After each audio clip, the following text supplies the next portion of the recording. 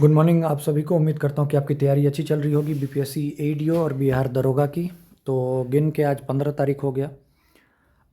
16 17 2 दिन बचे हुए हैं। तो आज कोशिश करूँगा कि जो भी वीडियोज़ हैं इंपॉर्टेंट वाले वो आज आ जाएंगे, ताकि आप 16 17 को जितना भी पढ़ लिए उसको रिवाइज कर लीजिए।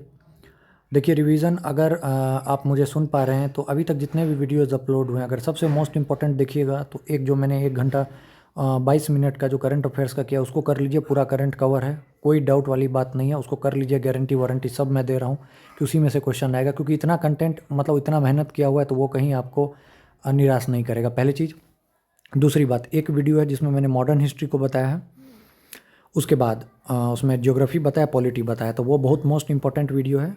2 वीडियो वो हो गया और एक आज तीसरा। अगर ये 3 वीडियो भी कर लेते हैं तो आप इतना ज़रूर, मतलब अगर आपने पहले कभी पढ़ रखा है ये सब चीज़, मतलब फर्स्ट टाइम नहीं है, अगर आपका इससे पहले आपने कभी पढ़ा है, अगर 2 3 महीने से भी आप पढ़ रहे हैं तो आपका पीटी क्वालिफाई हो जाएगा, चाहे मार्जिनली हो चाहे कैसे भी हो। अगर उसके बाद भी अगर पीटी आप क्वालिफाई नहीं कर पा रहे हैं तो फिर आपने जो है कहीं ना कहीं वो किया है, कुछ ना कुछ छोड़ दिया। अगर इस तीनों वीडियो को आप 2 3 बार अगर बचे हुए 2 दिन में मेरे से पूछेगा कि क्या करना है, तो करंट अफेयर्स का जो 1 घंटा 22 मिनट का वीडियो है उसको देखिए।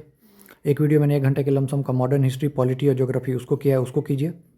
और जो आज बिहार स्पेशल और इकोनॉमिक्स बता रहा हूँ उसको कीजिए। और उसके अलावा PYQ बस लगा लीजिए, बस PYQ लगाइए। और अभी लास्ट टाइम में बहुत लोग पूछ रहे हैं कि क्या करना चाहिए क्या नहीं करना चाहिए, डर लग रहा है, डिमोटिवेट हो रहे हैं, 50 तरह की बात। तो क्यों होंगे आप डिमोटिवेट, क्यों हो रहे हैं आप डिमोरलाइज, क्यों आपको मतलब डर लग रहा है? अरे आपने पढ़ाई किया है, आपको डरने की कोई बात ही नहीं है, कोई सवाल ही नहीं होता है डरने का। अगर आपने पढ़ा है तो हाँ देखिए, अगर इंसान है, एग्ज़ाम है, मेहनत किए तो थोड़ा सा डर लगता है, तो वो एक अलग छोटा सा चीज़ है। जब भी आपको डर लगे तो जो आपका सबसे स्ट्रांग सब्जेक्ट है, ये देखिए, ये आप सबसे बड़ा वो गांठ बांध लीजिए। अगर आपको कोई चीज़ से डर लगता है कभी भी एग्ज़ाम वगैरह से, तो आप जो आपका फेवरेट सब्जेक्ट है, मानिए किसी का ज्योग्राफी होगा, किसी का पॉलिटी होगा या किसी का कुछ होगा, तो जो सबसे मजबूत चीज़ है उसको तुरंत देख लीजिए, उसको देखिएगा, आपको लगेगा कि मुझे आ रहा है, डेट्स ओके फाइन, ठीक है।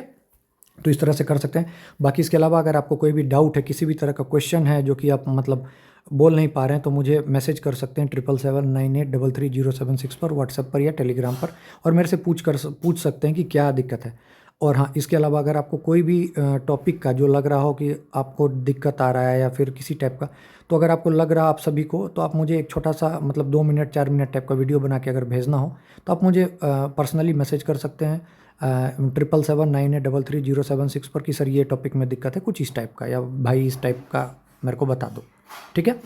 तो आइए अब स्टार्ट करते हैं। इस लेक्चर में हम लोग ज्योग्राफी ऑफ बिहार, मतलब बिहार स्पेशल के ज्योग्राफी और बिहार का एंशिएंट हिस्ट्री और मॉडर्न हिस्ट्री, जहाँ से क्वेश्चन पूछा जाता है, पॉलिटी वगैरह से उतना नहीं पूछा जाता है। और इकोनॉमिक्स को हम लोग जो है, इकोनॉमिक्स हमारा मिसिंग था, मतलब हमने कर लिया है। अगर आपको देखना हो तो आप बिहार दरोगा इकोनॉमिक्स इन वन शॉट में जाके देख सकते हो, बहुत बेस्ट करा है। उसी के कुछ क्वेश्चन के थ्रू वापस से एक बार रिवाइज करा देंगे, ठीक है। तो आइए वीडियो को स्टार्ट करते हैं। सबसे पहले ज्योग्राफी ऑफ बिहार। तो बिहार को देखिए 3 पार्ट में डिवाइड किया गया, माउंटेनियस, प्लेन और प्लेट्यू। इसमें सबसे इंपॉर्टेंट क्या है याद रखिए, प्लेट्यू। प्लेट्यू में कौन? धारवाड़ और विंध्यन, ठीक है। सोमेश्वर रेंज के बारे में 874 मीटर। हो सकता है डायरेक्ट क्वेश्चन पूछ दे, कहाँ है, तो इंडो नेपाल। यहाँ से कौन सी नदी निकलती है? बूढ़ी गंडक निकलती है, ठीक है। दूसरा है नॉर्थ गंगा द्वाब, इसके तहत घाघरा गंडक, गंडक कोसी और कोसी महानदी द्वाब है, ठीक है। 2 नदी जहाँ आके मिलती है उसको द्वाब कहते हैं, ये आपको पता होगा।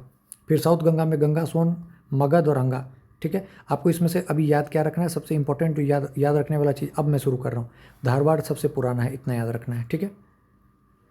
और जो बिहार का क्लाइमेट है वो सब ट्रॉपिकल क्लाइमेट है, इतना याद रखना है बस। अब आगे चलते हैं।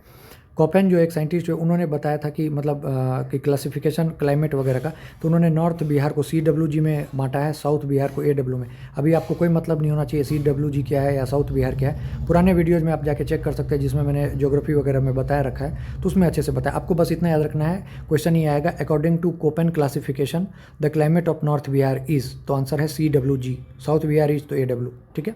एवरेज रेनफॉल जो है 112 सेंटीमीटर।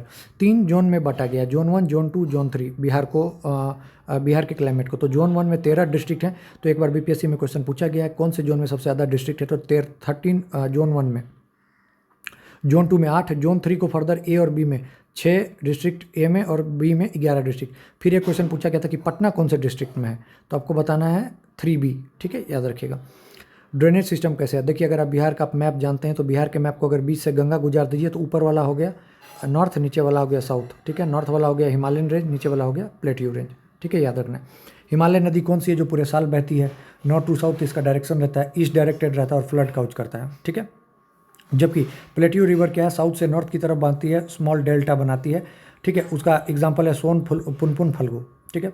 अब देखिए क्वेश्चन के फॉर्म में मैं इसलिए लेके आया हूँ, फल्गु किस किस चीज़ से, फल्गु नदी किस किस को मिला के बनता है? तो निरंजना और मोहना। फतुआ में आके फल्गु जो है गंगा से मिल जाती है। गंगा का जो रिवर का लेंथ है 445 किलोमीटर, बिहार में 12 डिस्ट्रिक्ट को क्रॉस करती है। बांग्लादेश में इसको पद्मा कहते हैं। घाघरा को सरयू कहते हैं उत्तर प्रदेश में। गंडक को नारायणी कहते हैं। बूढ़ी गंडक सोमेश्वर हिल से निकलती है और बूढ़ी गंगा की जो ट्रिब्यूटरी है वो है मसान बालोर, ठीक है। बागमती सीतामढ़ी से। अगर आपको ये सब चीज़ में कहीं भी थोड़ा सा भी टेंशन होता है ना, तो आप उसको ट्रेन के नाम से याद रखिए। जैसे बागमती एक्सप्रेस है तो सीतामढ़ी से चलती है, ऐसे करके, ठीक है। फिर दरभंगा की जो नदी है कमला, ठीक है, तो उस हिसाब से आप मतलब करके देख सकते हैं, मतलब सब वैसा ही है। फिर कोसी को बिहार का शोक कहा जाता है, आपको पता होगा। महानंदा किशनगंज से निकलती है, इसलिए नाम है महानंदा एक्सप्रेस, ठीक है। कर्मनासा बाउंड्री बनाती है उत्तर प्रदेश के साथ, इसको अपवित्र नदी कहती है और इसका जो उद्गम स्थान है वो कैमूर है। सोन नदी निकलती है अमरकंटक की पहाड़ी से। ये क्वेश्चन आपको बार बार पूछा जाता है, आपको ये बहुत अच्छे से पता होगा, ठीक है। उसके बाद पुनपुन छोटा नागपुर से फतुआ में मिलती है गंगा से। फल्गु निरंजना और मोहना को मिला के फल्गु कहते हैं, ठीक है। रिवर वैली प्रोजेक्ट सोन नदी पे है, डेहरी, ठीक है। गंडक नदी पे याद रखिएगा त्रिवेणी कैनाल है, बहुत इंपॉर्टेंट।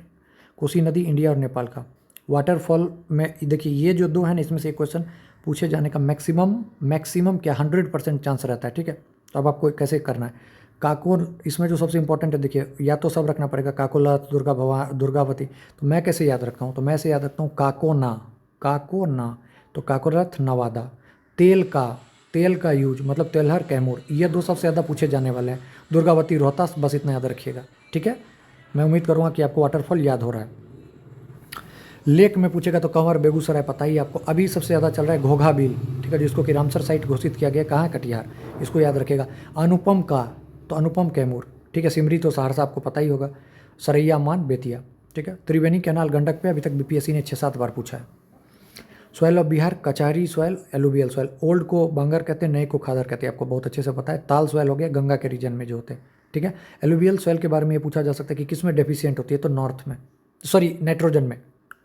साउथ बिहार के सॉइल को जो है ताल सॉइल कहते हैं, ठीक है। कगाड़ी यहीं पे मिलती है, ठीक है।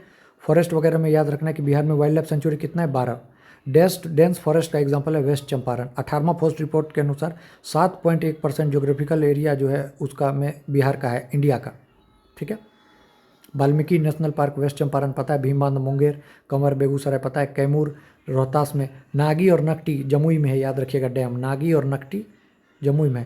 फिर उदयपुर वाइल्ड लाइफ, राजस्थान नहीं मारेगा, उदयपुर कहाँ है? वेस्ट चंपारण में, ठीक है। कुशेश्वर दरभंगा पता है, और बरेला सलीम जो है वैशाली में, ठीक है। तो उम्मीद करता हूँ कि ये बिहार ज्योग्राफी का जो ये छोटा सा एक पार्ट है ये आपने अच्छे से कर लिया होगा। और यहीं से अगर आपका किस्मत अच्छा रहा तो अगर 2-3 क्वेश्चन आएगा तो सब इसी में से आ जाएगा, ठीक है।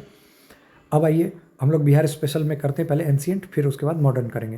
तो सबसे पहले ये सब चीज़ जो देखिए जहाँ पे हाईलाइट किया हुआ है वो बहुत इंपॉर्टेंट है। पैलियोलिथिक एज का एविडेंस कहाँ से मिला? मुंगेर और नवादा में। सबसे इंपॉर्टेंट चीज़ है जो ये एंशिएंट हिस्ट्री पढ़ रहे हैं आप, ये इंडिया का भी एंशिएंट हिस्ट्री है, क्योंकि इंडिया का जो एंशिएंट हिस्ट्री है वो बिहार का एंशिएंट हिस्ट्री है। तो अगर आप बिहार का पढ़ लेते हैं एंशिएंट हिस्ट्री तो समझिए आपका मेन वाला भी कवर हो गया, एक दो छोटा चीज़ छोड़ के, ठीक है।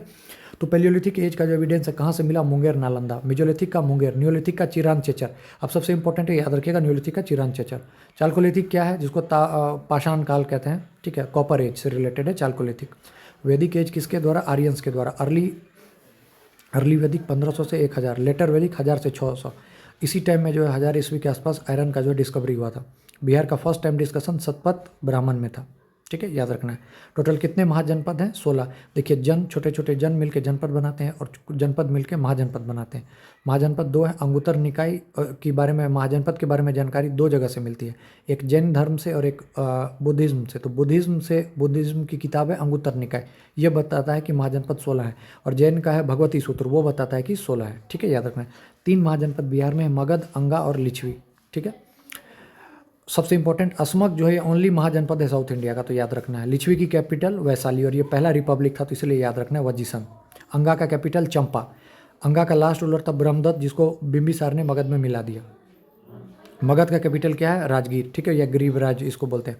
राजगीर ही क्यों कैपिटल चुना गया था? क्योंकि ये 5 साइड से जो है पहाड़ से घिरा हुआ था।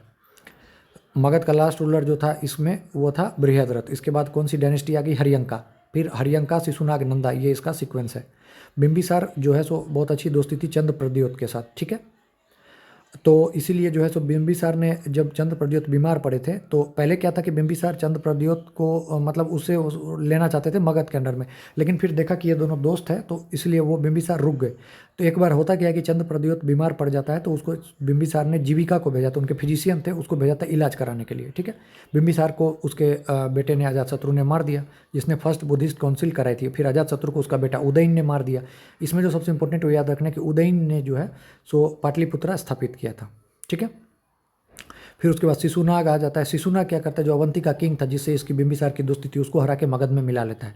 शिशुनाग का बेटा कालाशोक वो सेकंड बुद्धिस्ट काउंसिल करता है, ठीक है। लास्ट रूलर होता है नंदीवर्धन, उसको हटा के नंदा डायनेस्टी का जो है महापद नंदा जो है वो आ जाते हैं। सबसे पहली बार पूछेगा अशोक से पहले किसने कलंक जीता था? तो महापद नंदा ने। और इसी का लास्ट रूलर था घनानंदा जो कि कौटिल्य को भगाया था, ठीक है।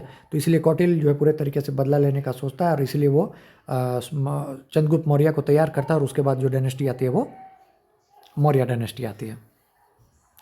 मुद्रा राक्षसा एक विशाख दत्त की रचना है जिसमें नंदा और मौर्य के बैटल को बताया गया, ठीक है। जिसमें बताया गया कि कैसे चंद्रगुप्त मौर्य ने नंदा की हत्या की थी।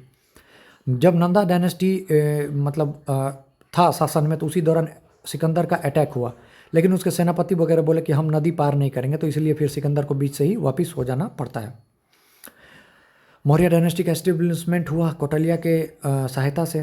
चंद्रगुप्त मौर्य को सेंड्राकोटस कहा जाता था, एंड्रोकोटस कहा जाता था। सेंड्राकोटस जस्टिन एंड स्ट्रेबो कहते थे, जिसको कन्फर्म किया था विलियम जोन्स ने कि हाँ इन्हीं का नाम है ये। चंद्रगुप्त मौर्य का एंड्रोकोटस कहा जाता था प्लूटार्क के द्वारा। मौर्य ने ही पहली जो इंडियन एम्पायर बनाई थी। उसका चंद्रगुप्त मौर्य ने सेलेसस निकेटर को हराया था और उसके बदले में काबुल, कंधार, मकरान जो है जीता था और उसके बदले में उनको 500 हाथी उन्होंने सेलेसस निकेटर को दिए थे। फिर सेलेसस निकेटर अपने राज्य जाते हैं और उसका वो अपने एक दूत मेगास्थनीज को भेजते हैं कि जाके देखो तो चंद्रगुप्त मौर्य के कोर्ट में क्या सब चल रहा है। तो मेगास्थनीज पहुंचता है और वहाँ उसको एक किताब की रचना करता है इंडिका की, ठीक है, जिसमें वो बताता है कि भारतीय सोसाइटी 7 अलग अलग पार्ट में है, इसमें स्लेवरी नहीं है। लेकिन कौटिल्य बोलते कि नहीं, यहाँ जो है स्लेवरी है। चंद्रगुप्त मौर्य अपने लास्ट टाइम में जैनिज्म को अपना के सालेखाना विधि से अपने आप को ख़त्म कर लेते हैं। उसका चंद्रगुप्त मौर्य का बेटा बिंदुसार आता है। बिंदुसार अपने बेटे अशोक को जो है सो भेजता है कि जाओ तक्षशिला का युद्ध रोको। अशोक क्या करता है, पूरे तरीके से अपने सारे भाइयों को मारता है और उसका 99 भाई को मारने के बाद गद्दी पर बैठ जाता है। मस्की और गुजरा का जो इंस्क्रिप्शन है उसमें अशोक का नाम दिखता है। अशोक जो है अपने 9वें साल के शासन में कलिंगा का वार जीत लेता है, ठीक है। अशोक के 13वां इंस्क्रिप्शन में कलिंगा वार के बारे में बताया रखा है। कलिंगा जीतने के बाद अशोक पूरे तरीके से बुद्धिज्म को अपना लेता है, जिसको कि धम घोष बोलते हैं। पहले भेरी घोष था जब ये जानवर की तरह लोग को मारता था, उसके बाद ये धम घोष को अपना लेता है। दिव्यादान जो एक किताब है उसके तहत बताया जाता है कि अशोक को जो है बुद्धिज्म में लाने का श्रेय उपगुप्ता को जाता है। फिर अशोक 3rd बुद्धिस्ट काउंसिल करता है पाटलिपुत्रा में, ठीक है, ये इंपॉर्टेंट है। मौर्य का लास्ट रूलर होता है बृहद्रथ, जिसको कि पुष्यमित्र शुंग मार देता है। मौर्य का एडमिनिस्ट्रेशन में आपको कुछ कुछ चीज़ जानना होगा, जैसे समर्था जो होता है वो टैक्स से रिलेटेड है। टाउन एडमिनिस्ट्रेशन जो है 6 समिति थे और एक में 5 मेंबर थे, तो टोटल 30 मेंबर थे। एग्रीकल्चर में 1/6 टैक्स लिया जाता था। इंडस्ट्री में 1/10। पोर्ट जो था इनका भरूच था, वही अगर गुप्ता का होगा तो आपको पता है ताम्रलिप्ति पोर्ट। मेगास्थनीज के अनुसार 7 टाइप के पीपल सोसाइटी में थे लेकिन कोई स्लेवरी नहीं था, लेकिन कौटिल्य बोलता है कि वहाँ स्लेवरी थी। फिर बुद्धिज्म आ जाता है। बुद्धिज्म के 8 फोल्ड पाथ है ताकि एलिमिनेट सोरो वगैरह को करे, ठीक है। उसको लाइट ऑफ एशिया कहा जाता था। यशोधरा से इन्होंने शादी किया, 29 साल में अपने घर छोड़े, इसी को महाभिनिशिक्रमण कहा जाता है। फाल्गु नदी पर इनको जो इनलाइटमेंट मिला। इनका त्रिरत्ना है बुद्धा, सम्मा और संघा। बुद्धा, धम्मा, संघा। फर्स्ट गुरु थे इनके अलार कलाम। इनका जो बर्थ था, जन्म जो था वो कमल के पे दर्शाया गया। डेथ को स्तूपा से, जब ये जवानी में थे तो सांड से, और प्रेगनेंसी में एलिफेंट से। हीनयान जो है सो नो चेंजर्स को बोला जाता है, महायान चेंजर्स को जाता है, ठीक है। विक्रमशिला में जो है वज्रयान की पढ़ाई होती थी, नालंदा यूनिवर्सिटी में महायान ब्रांच की। 3 पिटक थे, सूत पिटक, विनय पिटक, अभिधम पिटक। सूत पिटक सबसे बड़ा था, आनंद ने इसकी रचना की थी। विनय पिटक सबसे छोटा था, रूल एंड रेगुलेशन था। सूत पिटक में उपदेश थे और अभिधम पिटक में मोगलीपुट्टिस ने जो थी इसकी रचना की थी। बुद्धिस्ट काउंसिल आपको पता है 1, 2, 3, 4 हुआ था। राजगीर, वैशाली, पाटलिपुत्रा, कश्मीर में। अजातशत्रु ने पहले में किया, दूसरे में काला अशोक ने, तीसरे में अशोक ने, चौथा में कनिष्का ने। और इसमें जो क्वेश्चन पूछा जाता है सबसे इंपॉर्टेंट कि महायान और हीनयान में कब टूटा, तो 4th में। चैत्य जो है वर्शिप प्लेस ऑफ बुद्धा को कहा जाता है, विहार जहाँ बुद्धिज्म लोग रहते हैं। फिर जैनिज्म में टोटल 24 तीर्थंकर हुए। फर्स्ट ऋषभदेव थे, 23 पार्श्वनाथ और 24 महावीर। ठीक है, याद रखिएगा। महावीर स्वामी कहाँ पैदा लिए थे? कुंदग्राम वैशाली में। 12 साल के बाद इनको इनलाइटमेंट मिला। ठीक है। जैन काउंसिल 2 हुआ था, पहला पाटलिपुत्रा, दूसरा वल्लभी में। ठीक है, ये पावापुरी में ख़त्म हो गए। इसमें 2 थे, दिगंबर और श्वेतांबर। श्वेतांबर जो महायान थे, दिगंबर हीनयान थे। दिगंबर जो नंगे वगैरह रहते थे, भद्रबाहु के वो थे, और श्वेतांबर जो थे स्थूल भद्र के थे। फिर इसके बाद जो है सो कुषाण डायनेस्टी आया। इसके जो मेन वो लीडर थे वो कनिष्का थे। उस दौरान कैपिटल थी पेशावर और मथुरा। गंधार और मथुरा कला का बहुत ज़्यादा विकास हुआ कुषाण डायनेस्टी में। ठीक है। 4th बुद्धिस्ट काउंसिल हुआ कनिष्का के कश्मीर में। फिर आ जाते हैं गुप्ता डायनेस्टी। ठीक है। गुप्ता में जो है सो चंद्रगुप्त वन रियल फाउंडर कहलाते हैं। महाराजा धीराज की उपाधि इसने खुद को दी थी। फिर इसका बेटा समुद्रगुप्त, जिसको कि नेपोलियन ऑफ इंडिया कहा जाता है, स्मिथ ने इसको बताया। हरिसेन इसी के दौरान मतलब पोएट थे, और उन्होंने लिखा था प्रयाग प्रतिस्थिति, जिसमें ये बताया गया कि 9 राजा जो थे नॉर्थ को हराया था और 12 राजा साउथ को हराया था। ये अपने आप को कविराज भी कहते थे, बिना बजाए हुए दिखाया गया था। शाका की एंट्री होती है रामगुप्ता के, जो कि सन थे समुद्रगुप्त के। तो रामगुप्त अपनी बीवी को नहीं बचा पाया, इसी से गुस्सा होकर चंद्रगुप्त II उसकी हत्या कर देता है और राजा बन जाता है। चंद्रगुप्त II फिर उसके बाद शाकाज को हरा देता है। चंद्रगुप्त II के दौरान ही फाहिन जो है उसके वो आते हैं। ठीक है। फिर चंद्रगुप्त II का रिलेशन है महरौली आयरन पिलर से। इसके दौरान जो थे 9 रत्ना थे चंद्रगुप्त II के ही अंडर में। ठीक है। फिर एक क्वेश्चन मैंने बता दिया, चंद्रगुप्त II किसको हराता है? शाकाज को। और स्कंदगुप्त जो है हुनाज को हराता है। यही स्कंदगुप्त जो है रिपेयरमेंट ऑफ सुदर्शन लेक से रिलेटेड है। लास्ट रूलर था विष्णुगुप्त। गुप्ता डायनेस्टी में जो एडमिनिस्ट्रेशन था वो ऐसे था, देश, भुक्ति, विषय, ग्राम। और इनका जो पोर्ट था वो ताम्रलिप्ति था। इसी दौरान दिनार को जो है गोल्ड कॉइन बोला मतलब दिनार मतलब गोल्ड कॉइन, रुपए का मतलब सिल्वर कॉइन। 2 टाइप की मंदिर बनाने की शैली थी। नॉर्थ इंडिया में नागर शैली, साउथ इंडिया में द्रविड़ शैली। ठीक है। सबसे लास्ट एंशियंट का पाल डायनेस्टी, गोपाल ने बनाया था। गोपाल ने ऑडेंटीपुरी जो थे वो बनाई थी बिहार शरीफ में। उसका बेटा धर्मपाल ने विक्रमशिला यूनिवर्सिटी बनाई थी, जहाँ पे वज्रयान की पढ़ाई होती थी। उसका बेटा देवपाल, सबसे पहले गोपाल, फिर धर्मपाल, फिर देवपाल, इसने जो अपना कैपिटल को मुंगेर शिफ्ट किया। देवपाल ने 5 विलेज डोनेट किया जावा इंडोनेशिया किंग को, बालपुत्र देव को, ताकि ये नालंदा में विहार वगैरह बना सकें। और ब्रॉन्ज स्टेचू जो है पाला डायनेस्टी का वो है धीमन और बिटपाल के द्वारा। तो ये बहुत इंपॉर्टेंट है, याद रखिएगा। अब आ जाते हैं हमारा सबसे मेन मॉडर्न हिस्ट्री। ठीक है, 1 मिनट का ब्रेक दीजिए, फिर मैं स्टार्ट करता हूँ। तो हम लोग अब स्टार्ट कर रहे हैं मॉडर्न हिस्ट्री।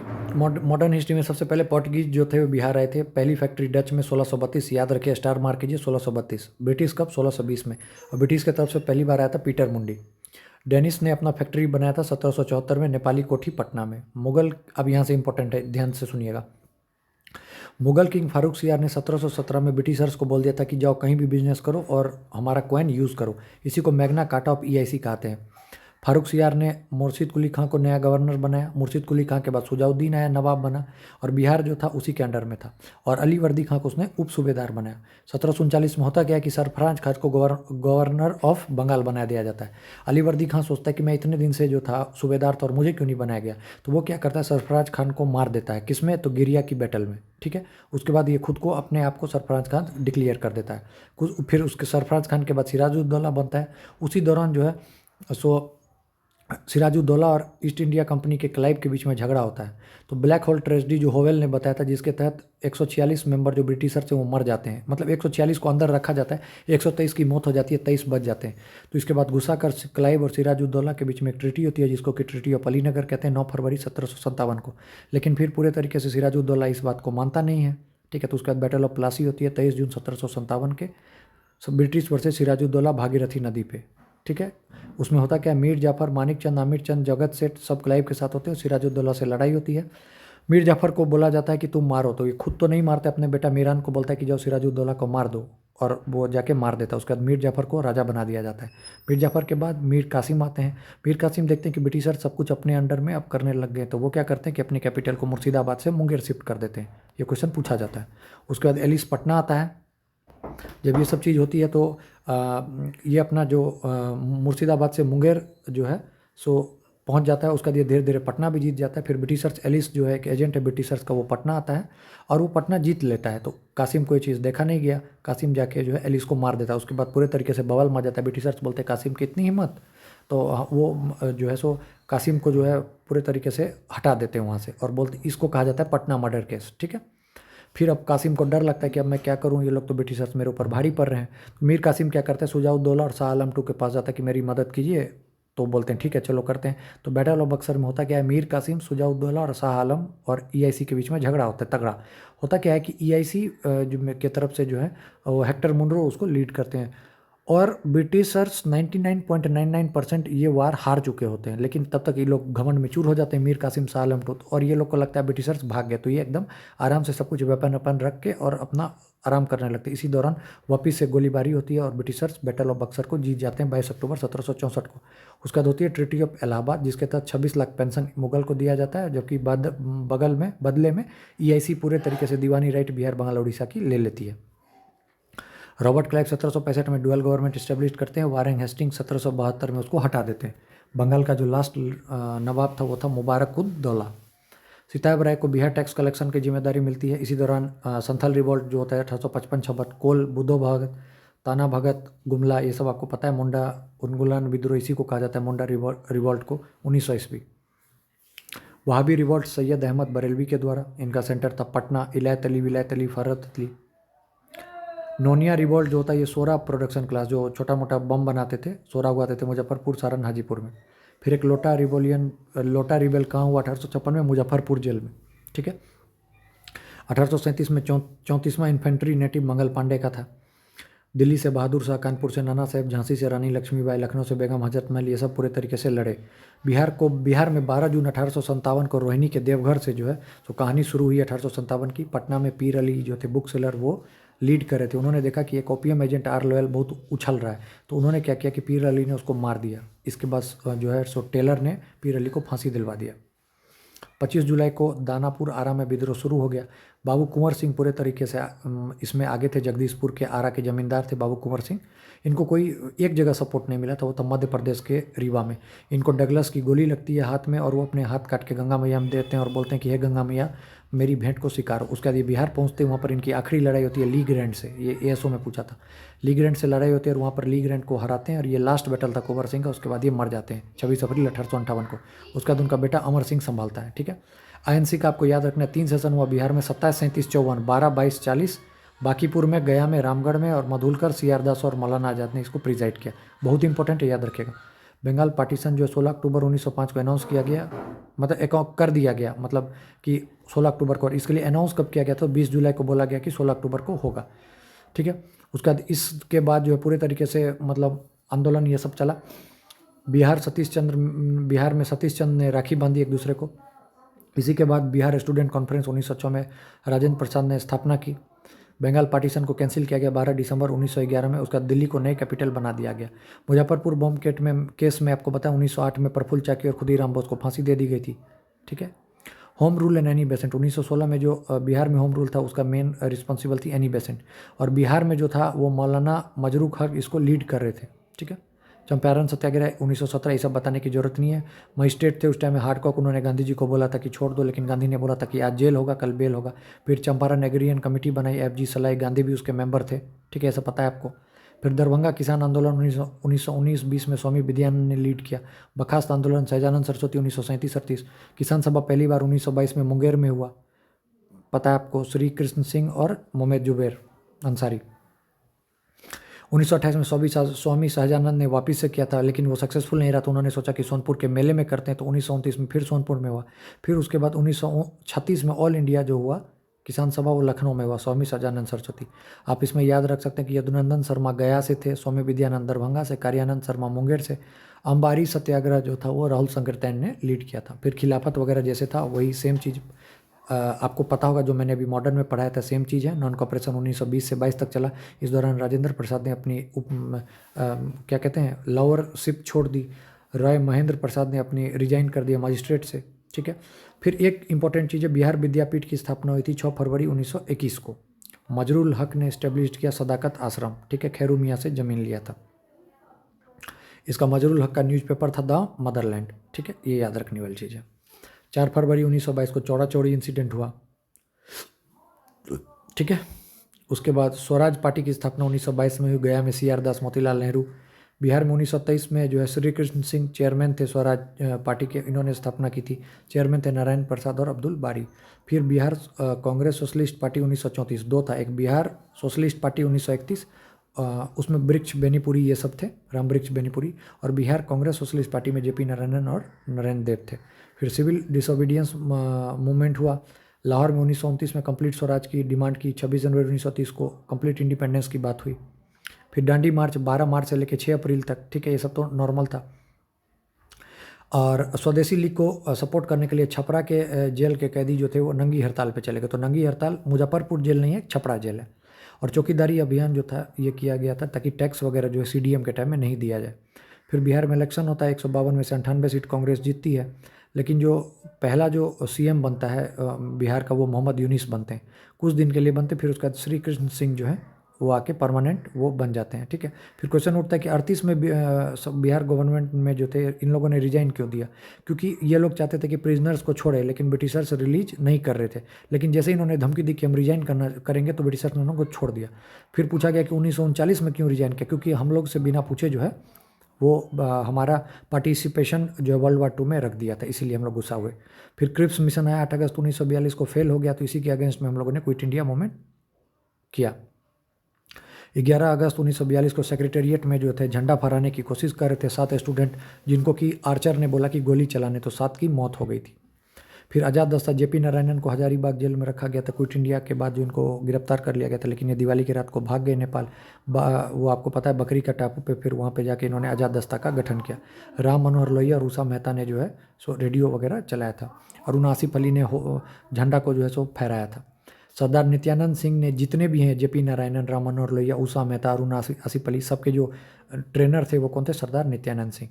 फुलेना प्रसाद सिवान में थे, इनकी भी हत्या हो गई थी। तो सेपरेट बिहार ऑफ इंडिया का क्रेडिट किसको जाता है, सचिदानंद सिन्हा। बिहार टाइम्स मैगजीन के कौन है एडिटर, महेश नारायणन। 12 दिसंबर 1911 को शाही दरबार लगा था, इसी में अनाउंसमेंट किया था कि दिल्ली कैपिटल होगा। और बिहार से कब अलग हुआ, तो 1912 में। वही पूछ देगा कि बिहार उड़ीसा से कब हुआ था, तो क्या बताइएगा, 1936। और झारखंड से कब अलग हुआ, तो बताइएगा 2000, ठीक है। तो इसमें इकोनॉमिक्स का नहीं लगा, तो 1 मिनट इकोनॉमिक्स को ऐड करता हूँ।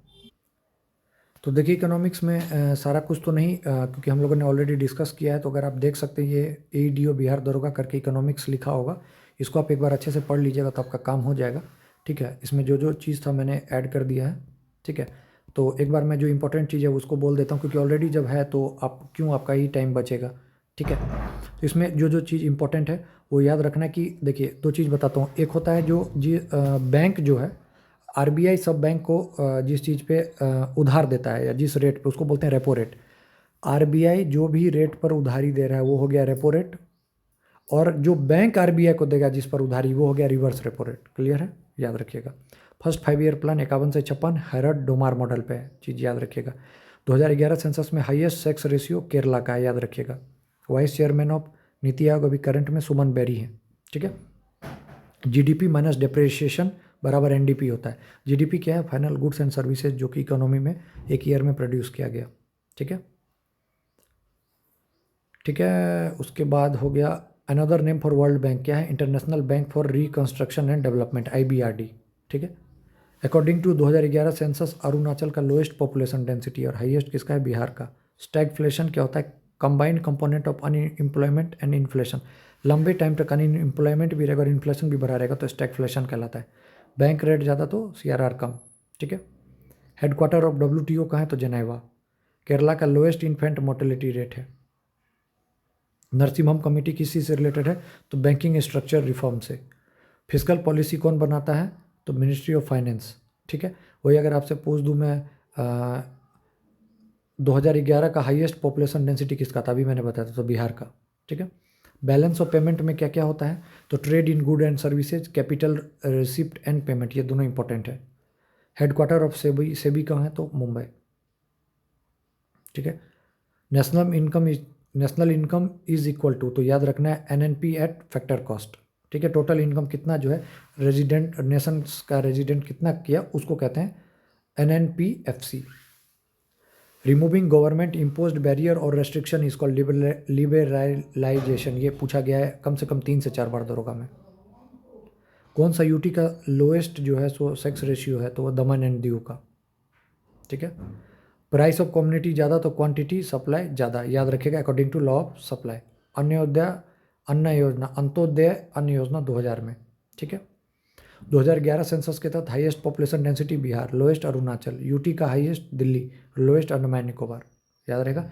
Most abundant factor of production labour, Bihar census में लोएस्ट लिटरेसी रेट पूर्णिया, अब महिला में सहरसा। रेलवे किसका एग्जांपल है, पब्लिक सेक्टर का। प्लानिंग कमीशन का एस्टेब्लिशमेंट कब हुआ था, 1950 में। जीआई टैग कौन देता है, तो डब्ल्यूटीओ। एग्रीकल्चर जो इकोनॉमी हो किस सेक्टर का है, तो प्राइमरी, ठीक है। Manufacturing secondary. गिफन गुड्स क्या होता है, एक्सेप्शन है, डिमांड ज़्यादा तो प्राइस ज़्यादा, ये एक्सेप्शन है, ठीक है, लॉ ऑफ डिमांड का, ठीक है। तो आप इसको एक बार देख लीजिए क्योंकि ऑलरेडी अपलोडेड है, तो ठीक है, एक बार ये देख लीजिए। इन विच 5 year plan was Bhilai Durgapur Rourkela steel plant constructed, तो महाल बोइस मॉडल, ठीक है, याद रखिएगा, ठीक है। ये सब आप एक बार देख लीजिएगा। प्लानिंग कमीशन का वो 1950। एग्रीकल्चर में किस टाइप का जो है सो अनएम्प्लॉयमेंट है, तो डिसगाइज्ड अनएम्प्लॉयमेंट, मतलब जितना आदमी चाहिए उससे ज़्यादा काम कर रहे हैं, ठीक है। तो आप इसको एक बार देख लीजिएगा तो आपका काम हो जाएगा, ठीक है। मैंने लगा दिया है।